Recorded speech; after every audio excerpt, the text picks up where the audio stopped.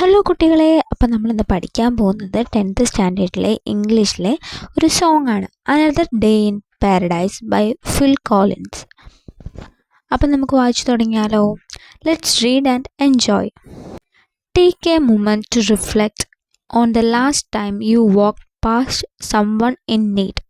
സഹായം ആവശ്യമുള്ള ഒരാളെ നിങ്ങൾ അയാളെ കണ്ടതിലൂടെ അവസാനമായി കടന്നുപോയ നിമിഷത്തെക്കുറിച്ച് ഒന്ന് ചിന്തിച്ചു നോക്കൂ. Did you notice them? നിങ്ങൾ അവരെ ശ്രദ്ധിച്ചിരുന്നോ? How did you respond to their plight? അവരുടെ ദുരിതത്തോട് നിങ്ങൾ എങ്ങനെയാണ് പ്രതികരിച്ചത്? സഹായിച്ചോ അല്ലെങ്കിൽ അവഗണിച്ചോ?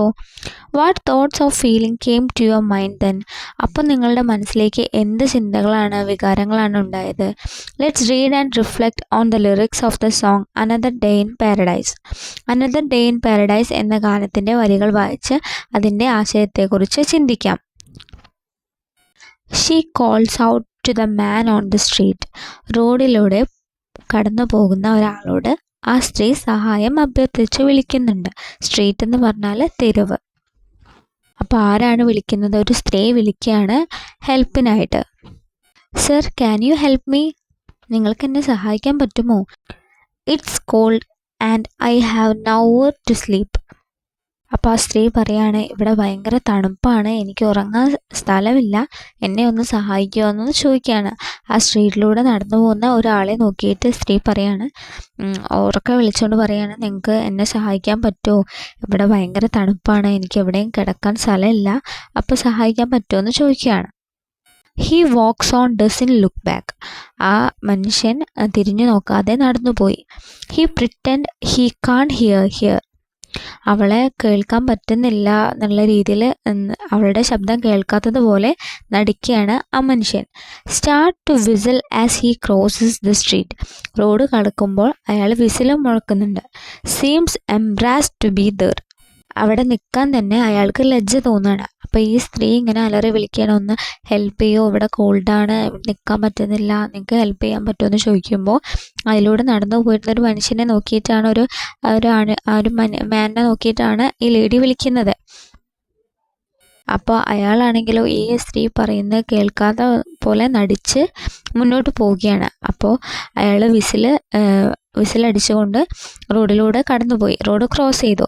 അപ്പോൾ അയാൾക്ക് തന്നെ സ്വയം ലജ്ജ തോന്നുകയാണ്. Oh think twice cause it's another day for you and me in paradise. അപ്പം നമ്മുടെ ലിറിസിസ്റ്റ് പറയുന്നത് എന്താണെന്ന് വെച്ചാൽ, നമ്മൾ സുരക്ഷിതമായ ജീവിതം നയിക്കുമ്പോൾ തങ്ങളുടെ ഭാഗ്യത്തെ തിരിച്ചറിയണമെന്നാണ് കവി പറയുന്നത്.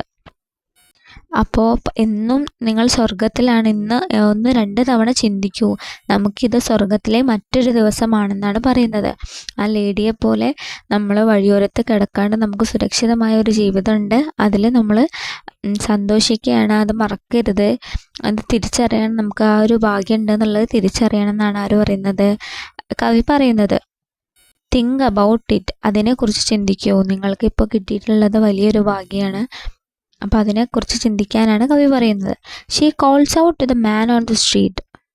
ആ സ്ത്രീ വീണ്ടും വഴിയാത്രക്കാരോട് സഹായം ചോദിക്കുന്നു. He can see she is been crying. അപ്പോൾ അയാൾക്ക് കാണാമായിരുന്നു അവൾ കരഞ്ഞതായിട്ട്.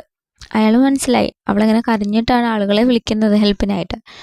She's got blisters on the soles of her feet. അവളുടെ കാലിൻ്റെ അടിയിൽ മുറിവുകളും പൊള്ളലുകളൊക്കെ ഉണ്ട്. She can't walk but she is trying. അവൾക്ക് നടക്കാൻ കഴിയുന്നില്ല, വാക്ക് എന്ന് പറഞ്ഞാൽ നടക്കാൻ കഴിയുന്നില്ല, പക്ഷേ ആ അവസ്ഥയിലും അവൾ ശ്രമിക്കുന്നുണ്ട് നടക്കാനായിട്ട്. Oh think twice cause it's another day for you and me in paradise.